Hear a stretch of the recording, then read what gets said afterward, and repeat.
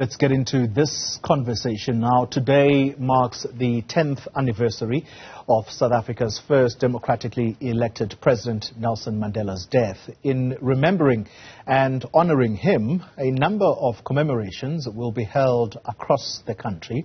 Nelson Mandela Museum and the Eastern Cape government, for example, will hold an event under the theme Preserving His Legacy and Living His Values.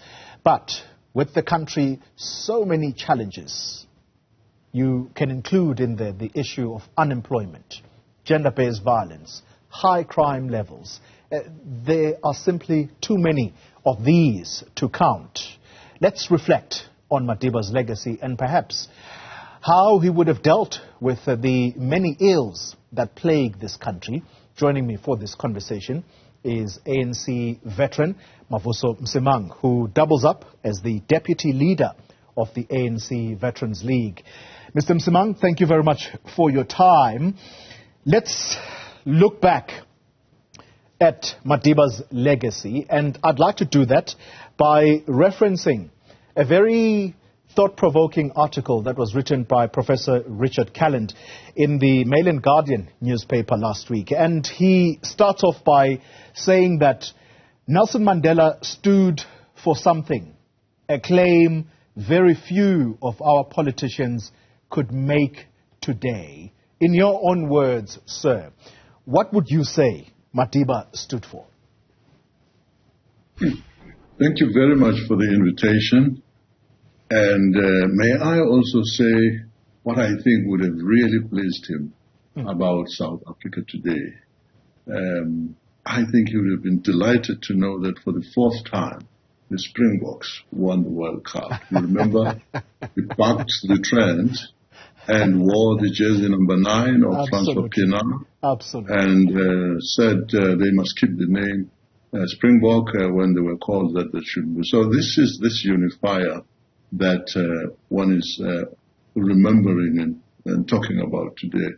I think if you'll allow me, he also would have been delighted at the performance of Banyana Banyana, Africa champions, in soccer.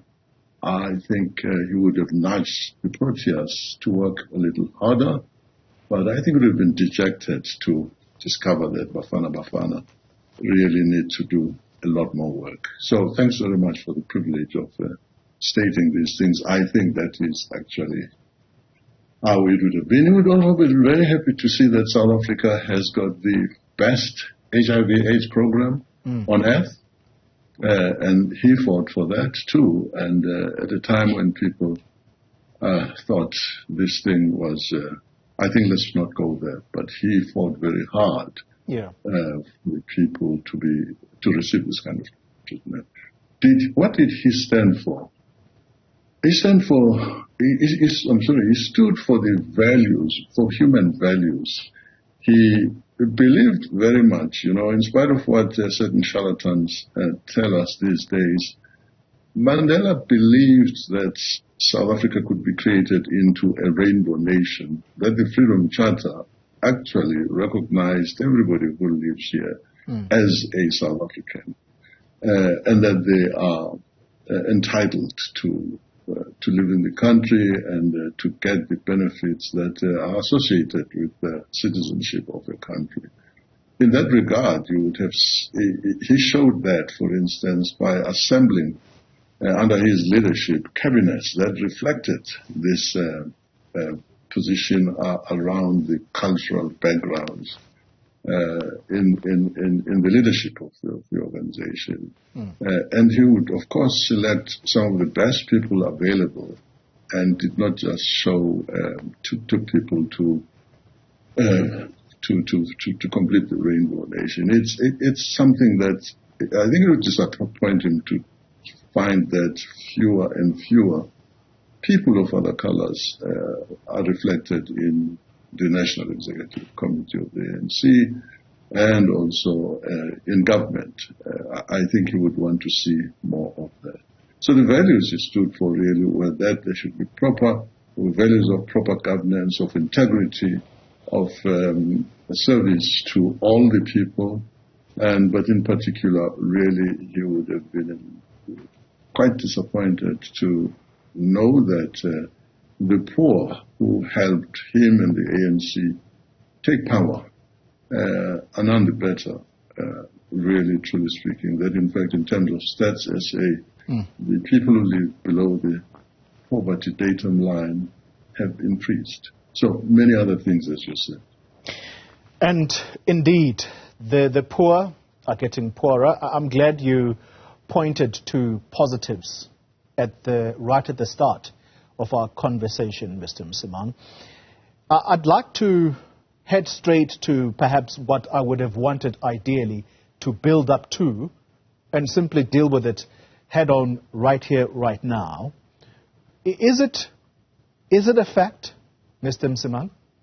Is it captured in history books that when Madiba, at the time that the ANC was obviously going through succession planning, was Cyril Ramaphosa his choice of someone that could succeed him? And I ask that very seriously. Now, the short and truthful answer is that yes, that's who he thought should be the deputy president and eventually his successor. I think people sat his co-leaders and looked at the respective strengths, experiences of the potential contestants, and I think they advised that Thabo Mbeki had the edge and should be given the nod. And Mandela, being a supreme democrat, accepted that decision. And how do you think he would have assessed the performance of his chosen successor today? Ooh. Why are you being unkind? I did say I wanted to build up to this, but I realize time is of the essence here. And I genuinely am asking this question because it is what bugged me for the longest time when I read this article by Professor Richard Calland, and to think that Madiba's own chosen candidate, the performance thus far, it does not look good. But perhaps I'm being unfair, so I'm giving you that opportunity, at least to defend his work in government. Yeah. No, absolutely. My business is not to defend anybody. It's just to try as objectively as I can, and not everybody agrees with certain things. No, I don't think he would have been tremendously proud of the state in which we are. You know, the Zuma era brought state capture into this country, and it was thought that with his passing from office, things would change. There's no doubt that in his time, he did a lot to destroy institutions that were required to rebuild a different South Africa that was devoid of the thievery and all the things that were associated with state capture. So I think he would have been very happy to see that his mentee or his choice president instituted the Zondo Commission when he came into office to deal with the real problem, with the morass that existed in the country. And that the Zondo Commission did, and other commissions, by the way,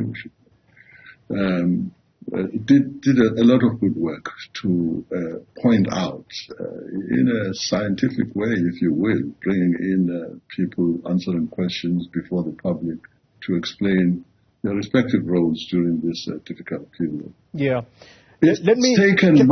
Can I quickly counter before we press ahead? Because sure, some people listening are going to say, there goes Oli again, letting a leader of the ANC, in a way, rewrite history. It was President Zuma who instituted the Commission of Inquiry into state capture. You may argue that perhaps it was forced on him, but ultimately it was him who instituted it. Yes, he may not have gone he may not have wanted to go back to it. Yes, it did go initially, but he refused to go back to account for what we now know today to be state capture. But where the rubber hits the road is the outcomes of that commission of inquiry. And this is where Madiba's chosen candidate is, as critics say, is struggling or perhaps simply not wanting to implement those recommendations. There is an outcry, even by the man who headed that commission of inquiry, Justice Zondo, that the recommendations of that inquiry seemingly are being left to gather dust. No, absolutely. Thanks for that correction. I think, in fact, it's important to state facts as they are. There was no intention to credit anybody with things that may not be due to them. But the fact of the matter, of course, is that once the idea of setting it up, the decision to set it up, was agreed, he worked very hard to make sure that it was funded, that it functioned. He went to the commission to testify where others might not have. And so, yeah, yes, if historically the person who actually said, let there be a Zondo commission, which I doubt very much anyway, is somebody else. All credit to him. That must be respected. Yeah. The big disappointment really is that since that commission has been set up, the results have been dismal. Very few people, yes, you can hear people talk about this and that and the other that may have happened, but overall, the score is really, really very bad. That is why people are losing confidence in the leadership and of government and of the ANC, because there is a perception that although the implementation, of course, has to be carried out by the National Prosecuting Authority, and I think enabling means have been put in place for that to happen. Yeah. It is a fact that they were really, what we call it, denuded of talent. Right. But that notwithstanding, at the ANC level, you do have people who have been cited by Zondo Commission, by the Zondo Commission, as needing to go and answer to the NPA, or who should go for further investigation. The real problem, I think, that many people see is that those people who are tainted, even as they have not been found guilty. You know, the ANC has something called step aside. And it was based on the rationale that once you have been charged, even before your case is finished, you should step aside from a particular position. There is no difference. In fact, it's even more compelling for those who have been indicated by a very senior commission to need to answer questions, for the ANC to keep those people within its cabinet, within the NEC, is the most, I think that represents failure of leadership. If you end up looking for some esoteric excuses and other technical things about why you should not deal with a very straightforward case of, listen, we're not saying you are guilty, but you are tainted, and until the cloud is cleared over your head, please stand aside. There are so many strong, good, and people of integrity within the ANC who could, for instance, be fielded on lists in the forthcoming national elections. All right. The expectation would be that the opportunity would be used to say, let's give those people a chance, let's field our best, and see how we go forward. But if you continue to present to the public people who still need to clear their names, that doesn't say much about your attitude towards eradicating corruption. Mr. Mavuso Msimang, I want to thank you very much for your time. We'll dedicate more time to this when hopefully we see each other face to face in studio.